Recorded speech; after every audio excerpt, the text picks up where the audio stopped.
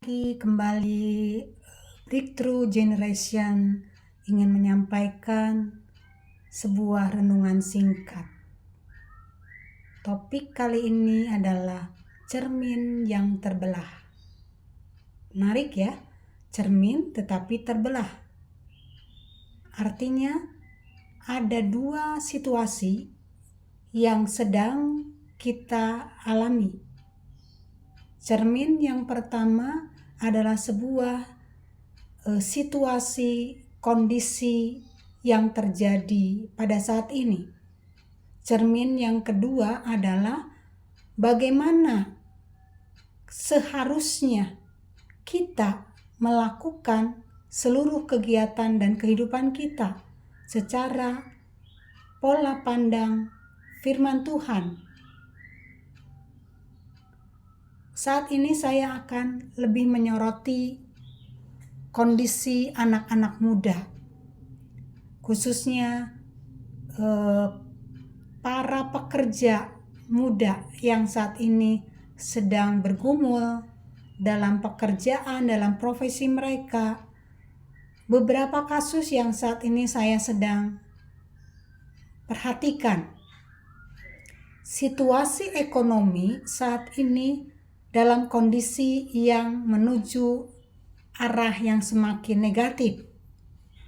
Salah satu yang harus dilakukan oleh setiap karyawan dari perusahaan-perusahaan yang ada saat ini adalah mengerjakan pekerjaan-pekerjaan mereka semakin lebih berkualitas, semakin baik. Bagaimana menciptakan marketing, penjualan, bagaimana caranya mengajak customer itu menyukai produk-produk yang dikerjakan oleh perusahaan kita. Bagaimana kita bersaing dengan usaha-usaha yang lain. Bagaimana menciptakan produk-produk baru.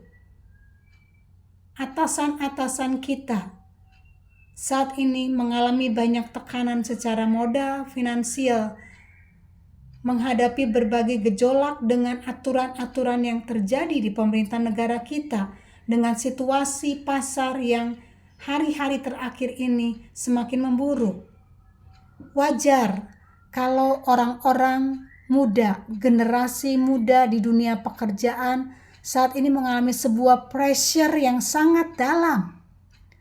Beberapa kasus banyak sekali orang-orang yang bekerja di kantor itu mengerjakan tugas-tugas mereka lembur, tantangan, target dengan kata-kata yang mungkin dengan kata-kata emosi yang dilakukan oleh pemimpinnya. Kemudian rekan-rekan sekerja juga yang saling sikut menyikut demi untuk keamanan pribadi. Mereka berusaha untuk mencari muka, mereka berusaha untuk mencari nama. Dan orang-orang jujur semakin hari semakin mengalami aniaya. Banyak sekali pekerja-pekerja kantor yang saat ini mengalami kejenuhan, mengalami sebuah stres, mental health, saudara-saudara, dimanapun Anda berada. Mereka stres, mereka cukup menghadapi tekanan-tekanan yang begitu rupa. Lalu mereka seringkali berpikir, apakah saya harus resign? Tetapi tidak semudah itu, saudara-saudara. Untuk mencari pekerjaan baru, itu membutuhkan effort yang sangat dalam juga. Sementara generasi muda sekarang ini punya mentalitas yang kurang tahan banting. Begitu ada tekanan, pemikiran mereka adalah memikirkan mencari pekerjaan yang lebih baik. Pada kenyataannya, hai orang muda, tidak ada dijumpai atau kalian tidak bisa menemukan sebuah dunia kerja yang sesuai dengan apa yang Anda pikirkan. Semuanya menghadapi tantangan, semuanya menghadapi tekanan dimanapun kalian bekerja. Jadi kondisi seperti inilah yang membuat banyak anak muda saat ini mengalami kehilangan sebuah identitas sebagai seorang percaya.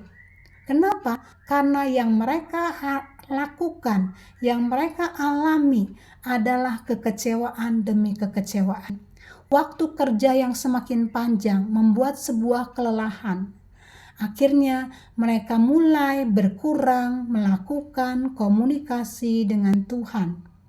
Mereka pulang ke rumah, ada di tempat tidur pun mereka berpikir tentang pekerjaan mereka.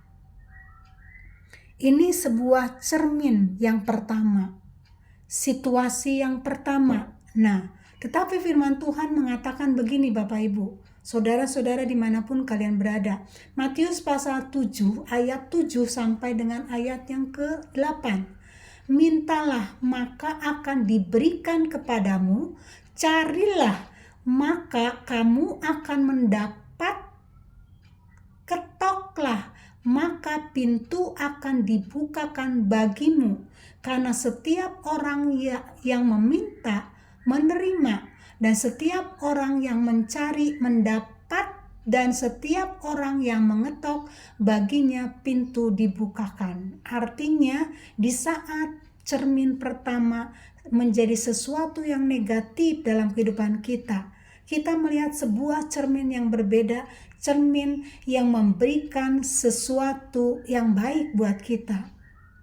Kata pertama yang Tuhan sampaikan, mintalah. Kemudian yang kedua, carilah. Dan yang ketiga, ketoklah. Minta, cari, dan ketok. Artinya kita melakukan sebuah tindakan real, nyata dalam hidup kita. Datang kepada Tuhan, tidak berkeluh kesah, tidak berkata-kata negatif tentang pekerjaan kita, tentang stres kita di dunia pekerjaan, tentang tuntutan pasangan-pasangan kita yang tidak mengerti kondisi engkau dalam stresnya, di dalam pekerjaan engkau. Tapi Tuhan katakan, mintalah, maka aku akan memberikan kepadamu. Kenapa? Karena di ayat firman Tuhan Yohanes 3 ayat ke-16, karena begitu besar kasih Allah akan dunia ini, sehingga ia telah mengaruniakan anaknya yang tunggal, supaya setiap orang yang percaya kepadanya tidak binasa, melainkan beroleh hidup yang kekal. Tidak binasa artinya, kalau boleh saya sinkronkan, adalah bahwa hidup kita akan dipertahankan oleh Tuhan. Pekerjaan kita, karir kita, tanggung jawab kita, Tuhan akan pertahankan karena Dia mengasihi kita. Kenapa? Karena Dia memberikan kehidupan yang kekal. Tuhan Yesus memberkati.